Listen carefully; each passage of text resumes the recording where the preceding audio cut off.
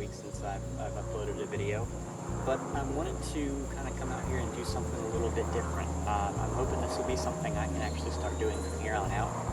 I'm hoping to get some friends' cars and actually get this started, but I wanted to actually do a real car review, because I know a lot of the time I get stuck doing little parts. So I do 0 to 60 videos, or I do a driving video, or I do quick little things here and there, but I actually wanted to put something together that was comprehensive, all about just any car that I can get my hands on. So today, to start off, we're going to be reviewing the trusty old 2004 Crown Vic Police Interceptor.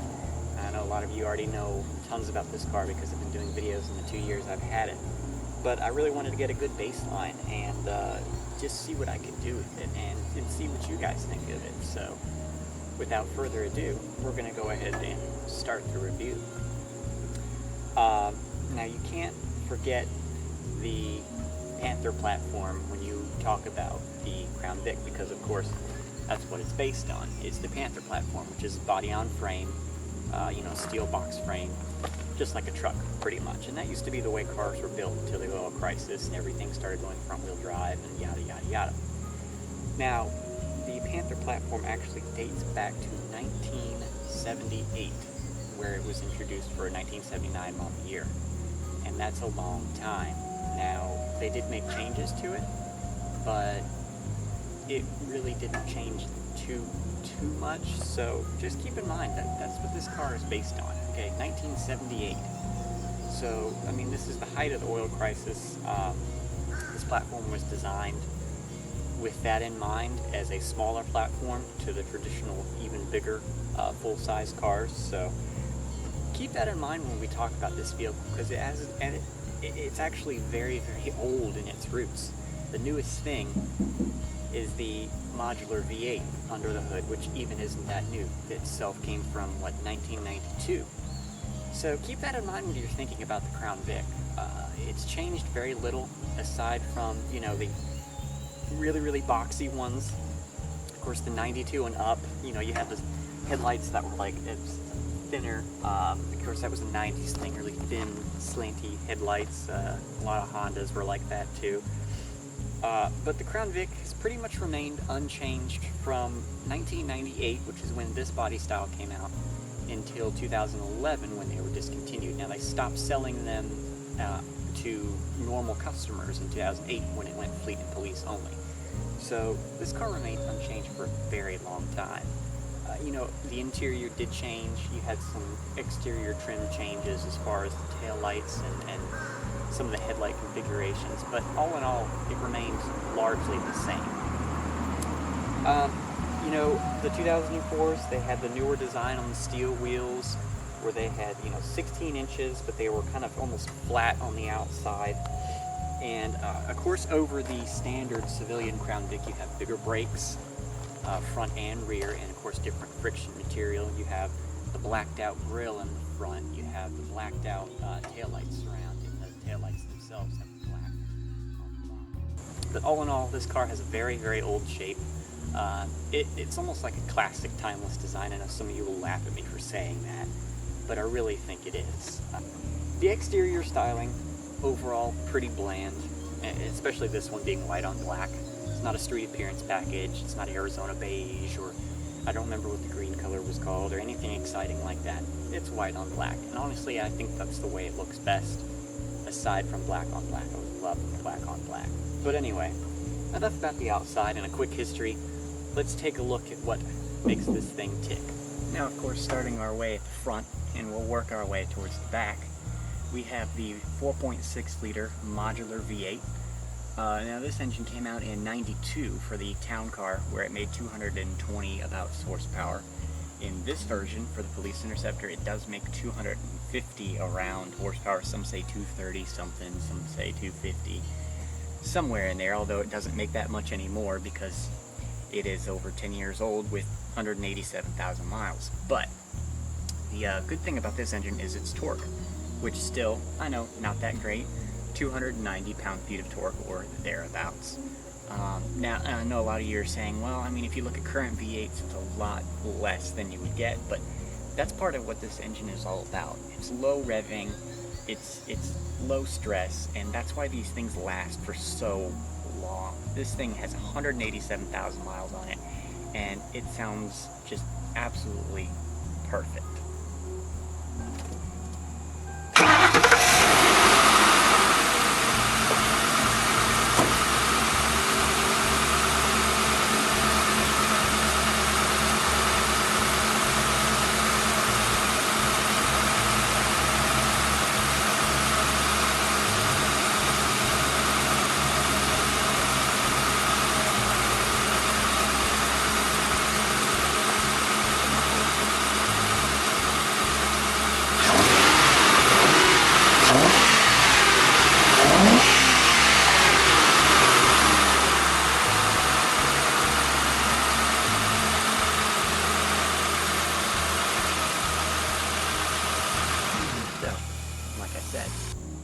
Perfect. 187,000 miles, not a tick, not a knock, not a squeak, not a rattle, nothing. So yeah, I'll take the 250 horsepower. It's kind of lazy, but it'll last forever. Now of course this is paired to a 4-speed automatic 4R70W, because this was actually built in 03 as an 04. They changed in later 04 to the 4R75W, which is stronger and less prone to failure. This one was actually replaced. Those of you who have been subscribed for a while know that, but normally they do start to have issues because they were on police interceptors, let's be honest, and they're not treated very nice. So, moving on from the engine compartment, let's go and take a look at the interior. Now, of course, the interior of the Crown Vic isn't exactly anything to write home about. You know, standard fare as far as a car of this vintage goes. The nice thing is full power seat. That's pretty much the only thing that is a luxury feature on this, although I don't even know if that's a luxury feature this day and age. You know, automatic driver's side window, that's about it. Light controls up here on the dash, in typical Ford style. Awesome array of gauges. You do have volts, fuel, of course, temperature, and oil. I like having all those gauges. You can keep an eye on everything and you'll know when something goes wrong. Actually, I can probably take this down and show you the wonderful 4 preset AM/FM stereo that comes standard on these police interceptor models, although if you're a cop you're not going to be really using that much anyway. It's actually really not a bad sounding stereo. I've put in this console and my own Alpine stereo, but I mean it really doesn't sound that bad. It's just limited in its capability. Of course, just standard fare 4-speaker audio system, nothing crazy. I have replaced the rear speakers, not the rear speakers, the front speakers. Haven't gotten to the rear speakers, but anyway, getting back to the topic at hand, this is a very black interior. It's a sea of black plastic. You have, you know, hard plastic on the doors here, hard plastic down, hard plastic, hard plastic, hard plastic. There is a nice padded portion here on the door, which is nice, because it's right where your arm rests. This actually came out of a Ford Explorer, but this is somewhat padded up here as well. The dashboard actually is not completely hard plastic. It's got a slight pad to it, a very slight pad to it, but you can actually press down on it. It's a very solid dash. It's built well, although of somewhat cheapish materials, but you have to consider what they were doing when they made this car. It's a cop car. Nobody cares. Anyway, that nice padded material, well, I don't know about nice, but that padded material comes down here to the bottom of the airbag. And then it resumes right here on either side of the glove box and on the surround on either side of the steering wheel. So I guess you could say it's soft touch. It's not super soft touch, but of course this is all hard plastic. Up here near the gauges is all hard plastic, but it's all very low gloss, so you don't ever really get any bad glares, and it doesn't look too terribly cheap for what this car is anyway. And I actually have re-enabled the dome light, which there's actually a blue connector underneath the dash that you just disconnect, and the dome light works once again when you open the doors. The one thing I will say about these door panels is you can kind of push in on them. I can't really blame them though. I don't know that I would have spent that much money if I was going to make a police car either. And of course there is another absence of OS handles up here. Of course I don't expect one on the driver's side. There's not one on the passenger side either. The nice thing about the Police Interceptor is the cloth. The cloth is very resistant to lots of things. It doesn't stain easily, and it wears extremely well. This is the original seat, and it's got some wear and tear on it. And sometimes you see these things completely destroyed, but overall this is a very sturdy material, and normally it wears pretty well. So let's actually go ahead and we'll take a look at the back seat and work our way back. And of course, here we are in the all-important back seat. Now, of course, this was not a vehicle that somebody would have been normally arrested in, so this did not have a cage in it. And this back seat was always here. Didn't have one of those really horrible plastic back seats in it. This was just a detective's car as far as I know. And so the vinyl seat, of course, is standard fare in the Police Interceptors. These seats are awesome. I have put so much stuff in this car. Boxes, furniture, I mean anything, you name it, and it hasn't even shown as much as a scuff, a puncture, a scratch, or anything. This stuff is extremely heavy duty and it works extremely well. It's actually pretty comfortable, believe it or not. Another thing I will say in the back seat is Ford, in all their infinite wisdom, decided that they would invest in a hook for clothes, but again they did not invest in putting handles in this car. So actually my friend Jake, of course you know as JakeMan21642, I was taking a corner or an on-ramp one time, and on that door panel that's right next to the camera, he was actually holding on like this, and the whole door panel just kind of popped off. So kind of a testament to how quickly these things were just kind of put together, and how quick and easy Ford made it for themselves to just kind of put these things together. I mean, that door panel it came right off. Another cool thing about these is, if you hear that, what that is a stab shield. So someone can't take a knife and stab through the back seat to whoever's driving or whoever may be the passenger of the vehicle. And it's funny because even the Police Interceptor has the latches for car seats back here, 3 of them actually. So I think you might even be able to fit 3 car seats back here. It's so wide and it's actually pretty comfortable. Although, typical American car fashion, remember that nice padded armrest that was up front? It's hard plastic back here, but what do you expect, really? Now, when we talk about the trunk of the Crown Vic, there is no better way to describe the amount of space in here except for doing this.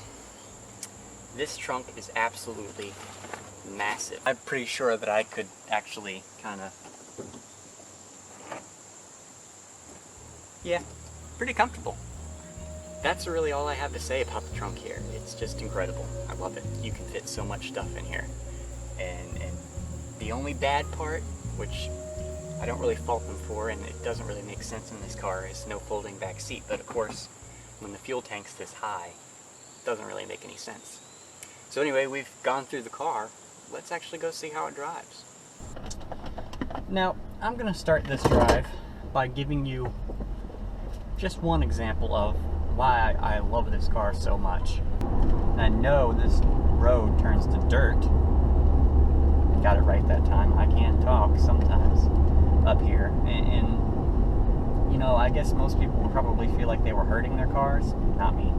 I don't feel bad about it one bit. In fact, I go searching for them because I think it's just awesome how much you can just absolutely rag on a car like this on a dirt road, and normally not something you would do in a sedan at all, but who cares? That's why they made this car the way they made it. And dirt. Oh, come on, don't be a sissy now. I came up this road one time when it was absolutely soaking wet, and that was only just a little terrifying.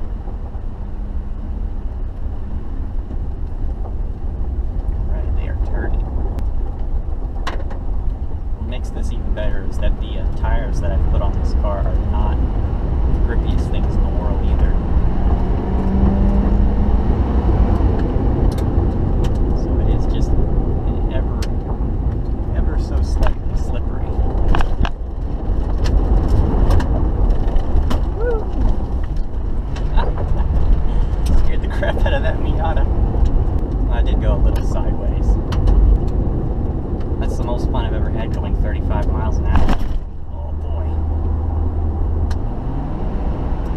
anyway, aside from the off-road notes of the Crown Vic, this car's real purpose, let's be honest, is just an awesome highway cruiser.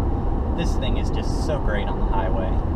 You get on the interstate, you put it in drive, you just cruise. And especially this one because, well, it can be a blessing and a curse.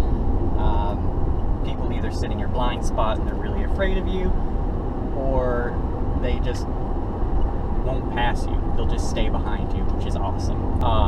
As far as off on the back roads, let's be honest, it's not what this car was made for. It really isn't. It's heavy, it's got a big lazy V8, and it's got a 4-speed automatic. So back roads, definitely not the strong suit. The steering does load up pretty nicely when you get it going in a corner. But I do have fun with it, don't get me wrong. The body roll and the transmission just kind of ruin it sometimes. Now, it does help when you turn the overdrive off. Let's see if I can actually get on the interstate here.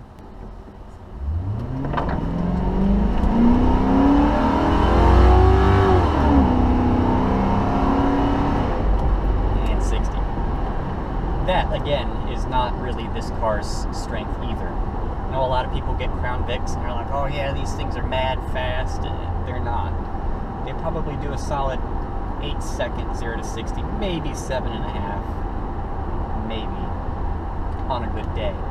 Depending on what gears you have, of course, there's several different gear sets. There's 273, there's 355, and I think there's 373 as well. I don't remember them all, but there's a lot of different axle ratios, and that changes how the car acts. This particular one is the 355, so it's more of a highway cruiser. Its acceleration is not really its forte. It's not supposed to do 0 to 60 super quick. But, that being said, if you nail it at 50 miles an hour, which I'll demonstrate in a little bit up here. That was 50 to 60. I mean, it was 10 miles an hour, just like that. And that's why I really like this car, because sometimes, you know, you get people on the interstate who really don't want to pass you, or you'll get those people who, no matter what speed you go, they want to go that speed too, because they don't want to be caught off guard for some reason. So, in that case, it's really nice to just be able to kind of put your foot down a little bit and you can get away from something like that. Or even in an emergency situation, you can get yourself out of a hairy situation really quick. Road noise is another thing. I'm sure it's not nearly as loud on civilian Crown Vics. Maybe it is, I don't know. But you do notice a lot more of intrusion of just a general roar on the road. It's nothing really irritating, you know. I used to own several Hondas. I know that's what I expect when I get on the highway. In fact, I think it's weird when I get on the highway and it's just whisper quiet. I remember driving an older BMW 5 Series. It was like an 04. And I got on the interstate and I couldn't hear a thing. It was so odd to me. So, I don't think this car is necessarily very loud at all. I think it's just about probably a normal, average amount of road noise. But if this is something that bothers you, you might want to stay away, because it's definitely not as cushy as a lot of others. If you want a Panther and you want cushy, Lincoln Town Car. Another thing I love about this car is the little whines the transmission does. Again, from holding on to Hondas, the 93 Accord I had, do that little whine when you first took off. I think that's, I don't know, I just think that's cool. I don't know if you can hear it, but here I am at 60, and if you've got your foot on the gas, you can hear it again at 60. Again, if you're going to buy one of these, go into it knowing that you're not going to carve up the back road like a Miata is, but it doesn't stop me from doing it anyway.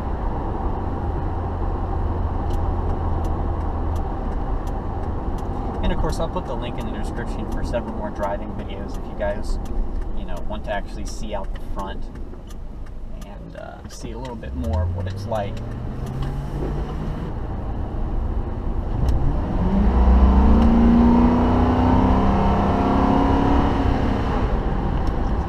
see if I can get these back tires to line up. Oh, there goes a little squeak. That's a really guys, I think I'm going to end these things on the driving portion, because I think that's where we as car enthusiasts like to be most, and that's definitely where I know I like to be most. Behind the wheel of this big old thing, just wondering if I go around the turn if it's actually going to hold true to itself, because it's so huge. But you know, I really hope that you guys give me some feedback on this. Let me know again what you like, what you don't like. I'm hoping to get some other cars, do some new stuff, and not have the same old cars on my channel all the time, because I can only imagine how boring that must get. And I really want to give you guys a full, in-depth, I don't know if I would call it an opinion. I guess it is just my opinion. Not even so much my opinion, though, just what it is, and let you make the decision on your own whether or not you like it. Because ultimately that's what it's all about, is whether or not you like the car. And I know that, you know, car people, we hate on each other a lot, we hate on each other's cars, but at the end of the day, the only thing I think that really matters is, do you love what you drive? And I definitely know I do, so just keep that in mind. I think that's really important to us as a community, I guess, is to just love what we drive. So let's see if we can't find more of things we love to drive, because who wouldn't like that? So thanks for watching, everyone. Like, subscribe, comment, let me know what's going on, what's good, what's bad, and we'll see you soon, hopefully with something completely different.